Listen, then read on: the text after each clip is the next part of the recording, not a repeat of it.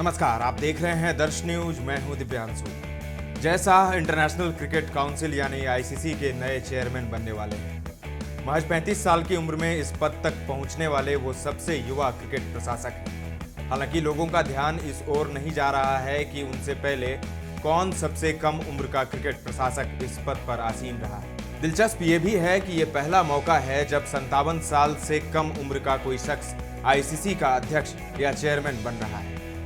ICC के पहले अध्यक्ष कॉलिन कॉन्ड्रो 1989 में जब अध्यक्ष बने थे तब उनकी उम्र 57 साल थी। उनके बाद 11 लोग आईसीसी के अध्यक्ष बन चुके हैं। साल 2014 में जब एन श्रीनिवासन आईसीसी प्रमुख चुने गए तब से इसे आईसीसी चेयरमैन कहा जाने लगा। उनके बाद से 3 अन्य लोग चेयरमैन नियुक्त हो चुके हैं और जय शाह चौथे चेयरमैन होंगे। जय शाह इस पद तक पहुंचने वाले 5वें भारतीय हैं। उससे पहले जगमोहन डालमिया, शरद पवार, एन श्रीनिवासन और शशांक मनोहर आईसीसी के अध्यक्ष रह चुके हैं। जय शाह अपनी नई जिम्मेदारी इसी साल 1 दिसंबर से संभालेंगे। जय शाह के आईसीसी अध्यक्ष बनने की घोषणा होने के बाद सोशल मीडिया पर कई मीम्स देखने को मिले। इनमें क्रिकेट संस्था में शीर्ष तक उनके पहुंचने को उनके पिता और भारत के गृह मंत्री अमित शाह से जोड़कर देखा जा रहा है। वैसे जय शाह के आईसीसी अध्यक्ष के पद तक पहुंचने की वजह विश्व क्रिकेट में भारतीय क्रिकेट बोर्ड का दबदबा है। जय शाह भारतीय क्रिकेट बोर्ड के सचिव थे।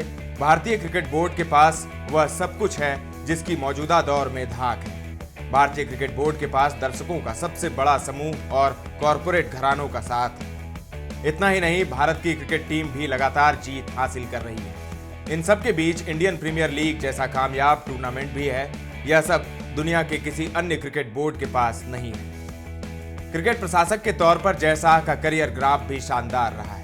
उन्होंने साल 2009 में गुजरात क्रिकेट एसोसिएशन के अधीन जिला क्रिकेट प्रशासक के तौर पर शुरुआत की थी। साल 2013 में वो गुजरात क्रिकेट एसोसिएशन के संयुक्त सचिव बने और उसके बाद उन्होंने पीछे मुड़कर नहीं देखा है। साल 2019 में जब वे बतौर सचिव बीसीसीआई में आए तो उनके पास बहुत ज्यादा अनुभव नहीं था, लेकिन तब तक उनके काम करने की शैली ऐसी रही है कि वे दूसरों से सलाह मशविरा करते हैं। जब उनके सामने आईसीसी से संबंधित या फिर बीसीसीआई से जुड़ी मुश्किल समस्याएं आई तो उन्होंने पूर्व क्रिकेट प्रशासकों से सलाह मशविरा किया है।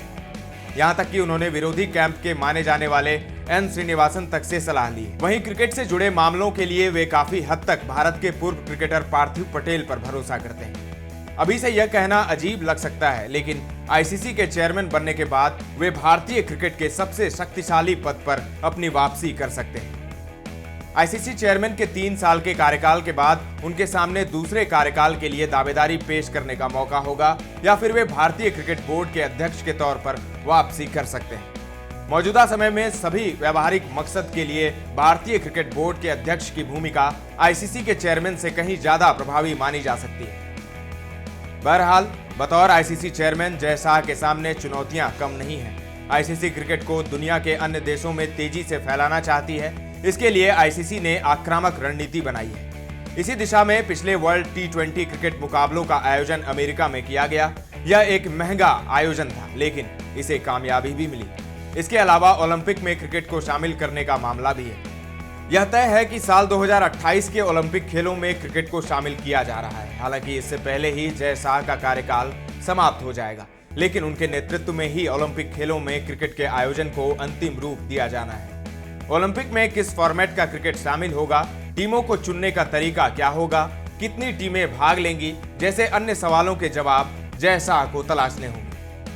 आईसीसी टूर्नामेंट के आधिकारिक प्रसारक स्टार टीवी के साथ प्रसारण अधिकार को लेकर जुड़ा मुद्दा भी जय शाह के सामने होगा। स्टार टीवी ने पहले से आईसीसी से करीब $100 मिलियन यानी करीब 830 करोड़ रुपए की रियायत देने की मांग की है। स्टार टीवी का दावा है कि इन आयोजनों से उन्हें बहुत आमदनी नहीं हो रही है।